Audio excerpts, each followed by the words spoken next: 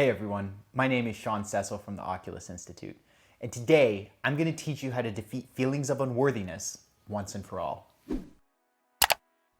Okay, so one thing that I've had a lot of people struggle with, as I've worked with people, either in a general setting or as paid clients, is feelings of unworthiness, feelings of not being good enough, feelings of, not deserving to be successful, feelings of, all that kind of stuff, right? And a lot of it comes back to unworthiness is probably the best descriptor that I've heard there, because it's separate from not being confident. It's separate from can I do it?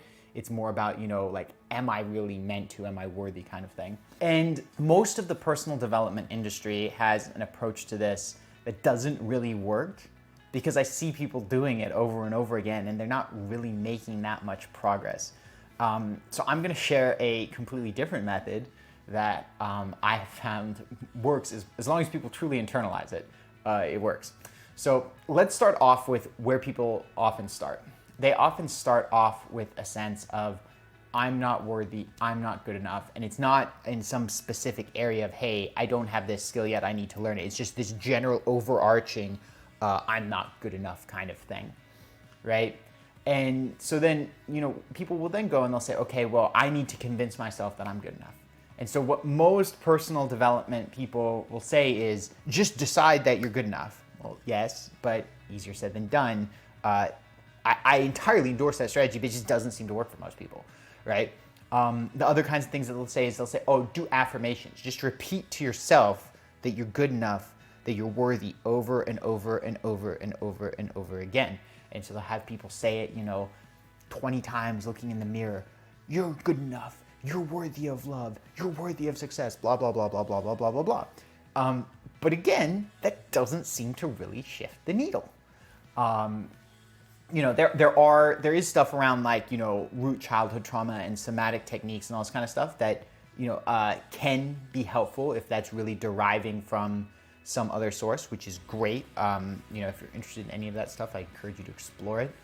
But the thing that, when I was looking at this question that I've started asking people is I realized that the problem is that the question itself is flawed. So if the question is, am I worthy? And sometimes people will, very often people will say no. And sometimes people will try to force themselves to answer yes and to justify why, yes, they're worthy.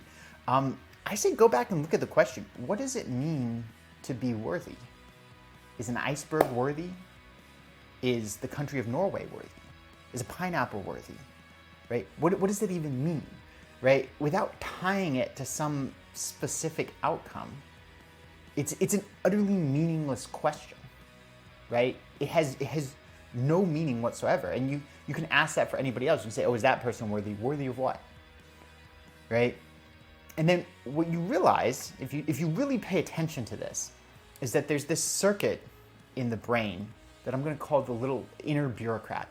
And this little inner bureaucrat is constantly evaluating this paperwork of, am I worthy? If not, then don't pursue goals.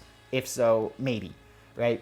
But you're constantly having to submit paperwork to this little inner bureaucrat. And that's all these affirmations and all this stuff is you're submitting paperwork to this inner bureaucrat about a question that fundamentally can never be answered, right? So the inner bureaucrat's shuffling paper, but there's never going to be a decisive answer, right? If you end up, submitting paper and he stamps it yes, he's just going to ask for another piece of paper.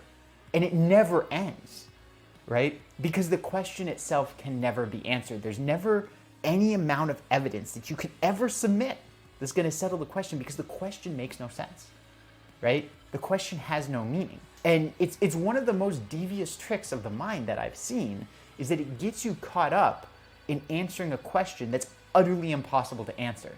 And then the amount of emotional and cognitive bandwidth that's spent on that is out of this world. And so people will try to go and say, oh, well, if I'm in a relationship with somebody who meets these qualifications, then I'm going to feel worthy. But then they do, and it doesn't change anything, because that wasn't the criteria. They'll say, oh, well, if I make $1 million, I'm going to feel worthy. And then sometimes they do.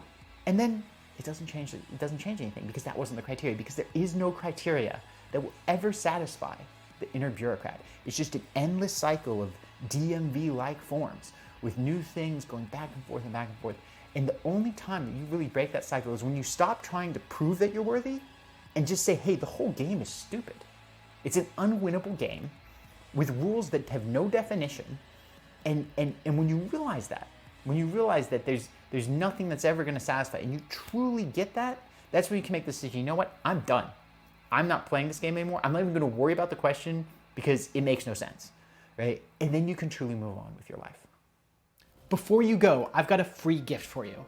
So if you found this video valuable, if it helped you see the world in a new way, and you're interested in building a career that's going to bring you both personal fulfillment and financial prosperity, then I've got a free presentation for you to help you do just that.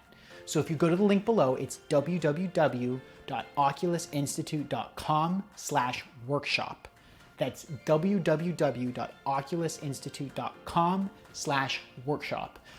Then it'll take you to a registration for a free presentation. It's about 50 minutes long, that's 50, and it's gonna give you the step-by-step process to building your dream career. See you there.